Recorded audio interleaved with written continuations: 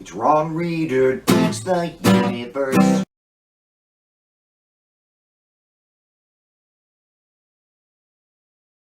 I'm Ron Reader, and this is Ron Reader Digs the Universe, and tonight I'm effing Dan Crenshaw in the A. Dan Crenshaw, Republican, U.S. House, Texas 2nd Congressional District, which includes Kingwood, where I grew up, and now includes the Heights, where I currently live, if you know Houston, fucking gerrymandered monstrosity. He first came on my radar a few years back when that unfunny SNL comedian called him a hitman from a porno. Big scandal. Unfunny guy apologized and then attempted suicide. Crenshaw came on the show and the whole thing probably won the freaking primary for him. And I'll admit that I too felt a little sympathy for him. Dashing young war vet, stupid comedian talking shit, needlessly punching below the belt. But you know what?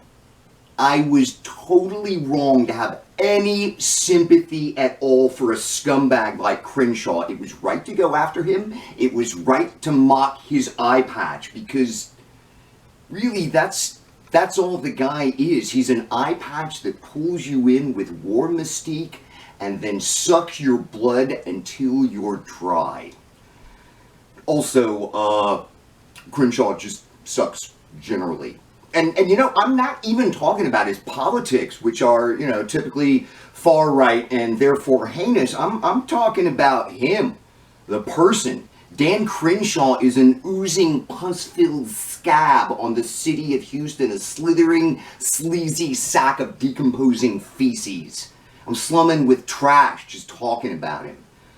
For starters, there is the coordinated harassment campaign against a woman who was accused a VA employee of sexually assaulting her. Crenshaw was in on it, silencing a rape victim, covering for a rapist, real classy, that, very, very honorable. There's also the recently revealed insider trading activity, buying and selling with non-public COVID info as his guide. Nothing on the scale of the now former Georgia Senators Perdue and Loeffler, but criminal nonetheless. It should also be noted, and perhaps most importantly, that as a Trump supporter twice voting not to impeach, Crenshaw is a fascist and therefore an enemy of the Republic. And you know, he takes a really snaky approach with that support for Trump, doing this stupid fucking both sides of the fence thing, as in supporting all the election fraud lies leading up to the insurrection, but not the insurrection itself. No. He didn't support the insurrection. You know, this stupid, this both sides now approach that he has, you know, trying to play both sides. It rhetorically runs through pretty much everything he says. For instance, his stance on masks. He supports the science, but has civil rights issues with mask mandates. Now, let's just get this straight right now. There is no civil right not to wear a mask, not during a deadly, highly contagious pandemic. If the government can make you wear pants for indecency reasons, I guess, then it can definitely make you wear a mask to save tens of thousands of lives. Crenshaw's a fucking liar on this. Indeed, it is this pathetic mask shit that inspired me to give Crenshaw this whole episode. His response to Biden's Neanderthal thinking remark regarding Governor Abbott lifting the mask mandate here in Texas was egregious. First, Crenshaw willfully misconstrues the remark to make it about all Texans instead of simply about stupid fucking Texas Republicans. And then he pulls out his civil rights bullshit again, asserting that freedom is not Neanderthal thinking. It's all just so insulting with that guy. In the end, I think that the best metaphor for understanding Dan Crenshaw is one he helped create, that laughably awful Avengers-themed commercial he did, casting himself as Nick Fury, agent of S.H.I.E.L.D., leading Texas Republicans to fly in and help suppress the runoff vote in Georgia. Crenshaw is essentially the far-right equivalent of the Wizard of Oz, but with a captivating and swashbuckling eye patch instead of a massive green projection of his face. Behold my mighty eye patch, which I got while killing Muslims in a faraway foreign land filled with dirty foreigners. Behold my eye patch. But it's all just an act.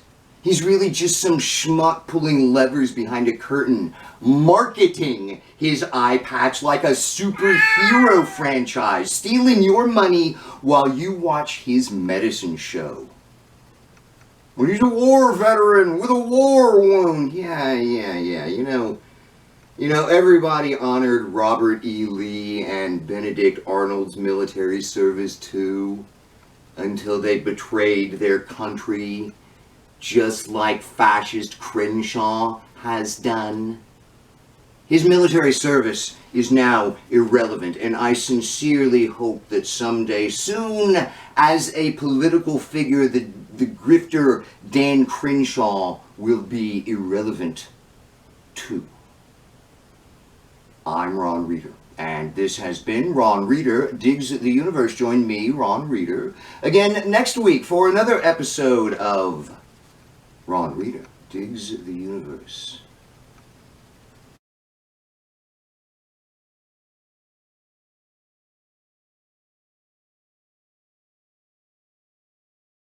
Oh yeah, I also forgot to mention that lately Crenshaw has been saying that immigrants spread COVID. Dan, you sure it's not your stupid fucking civil rights bullshit on masks? You sure that doesn't have anything to do with it? Just fuck you, Crenshaw. Fuck you in the fucking ass.